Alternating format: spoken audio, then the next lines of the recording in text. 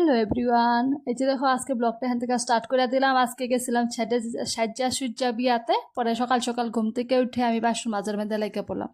তো আজকে ভাবলাম যে আমগো করে আজকে আলহীরা খাইবো, তার লেগে এত কাম সকাল সকাল আর দেরি করি নাই। দেরি না করে আমি জলদি জলদি আমার কামে লেগে পড়ছি। এই যে দেখো বাসন, কতগুলি বাসন নিয়ে আইছি, কারণ মা ওরা কেউ ঘরে নাই, মা ওরা সবাই সবার কামে গেছে। তো মুন্নি ওরা কেউ ঘরে নাই, তো আমি ভাবলাম তো আমি জলদি জলদি করে আমার ভিডিও সিডিও করে নিই, কারণ ভিডিও করতে লাগে, নাহলে বহুত দেরি হয়ে যায়। ভিডিও করে করে কাম করতে লাগে। তো আমি স্ট্যান্ডে লাগাই রয়েছিলাম, স্ট্যান্ডে লাগাই তারপরে আমি জলদি করে বাসনগুলি মাইজা বাসনগুলি ধুয়ে নিতেছিলাম একটা একটা করে। কারণ সকালের কাজ তো সবসময় করতে লাগবো, যত যে করো নাকি, হয় কিনা? আর মেয়ে মানুষ হলে তো যত যে করো কাম করতে লাগবো, উপায় নেই আর।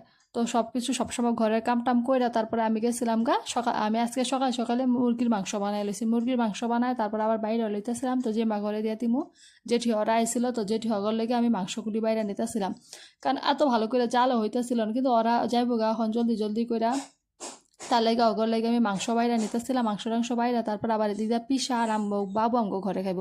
তো পিসা আর বাবুর লাগে আমি ভাতটা বাইরে নেবো, তার লেগে ফার্স্টে ধোয়াই আসলো থালগুলি, কিন্তু তাও আমি আবার ধুয়ে লই, যখন খাই নাইলে আমার ভাল লাগে না।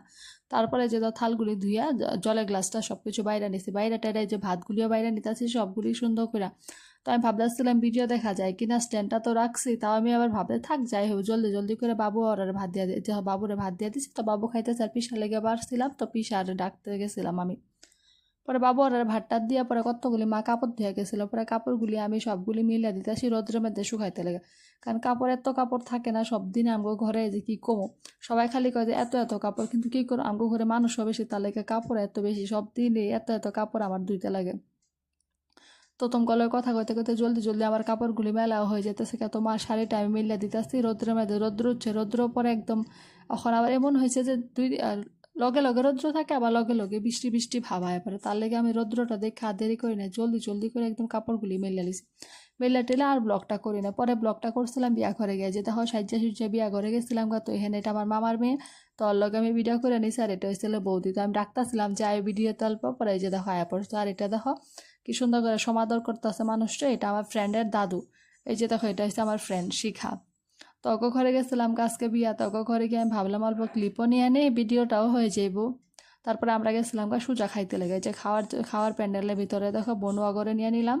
তারপরে আমি আবার নিজেরটাও উঠাই নিলাম, কারণ নিজের ভিডিওটা তো রাখতে লাগবো সবসময়। তারপরে আবার নিজেরটা করে পরে আমি আবার খাই দিক দিয়ে ধব খানাটা আয়া পড়লো। পরে বনুর আমি কইলাম অল্প ধৈরাতে ভিডিওটা, তো আমার ভিডিওটা বনু ধৈরা দিতেছিল। তো আজকে ব্লগটা আশা করি তোমরা সবারই ভালো লাগবো। ভিডিওটা ভালো লাগলে চ্যানেলটা সাবস্ক্রাইব আর ফলো করতে ভুলবা না, আর লাইক শেয়ার কমেন্ট করতে ভুলবা না। আজকের লিগে টাটা, ভালো লাগলে ভিডিওটা লাইক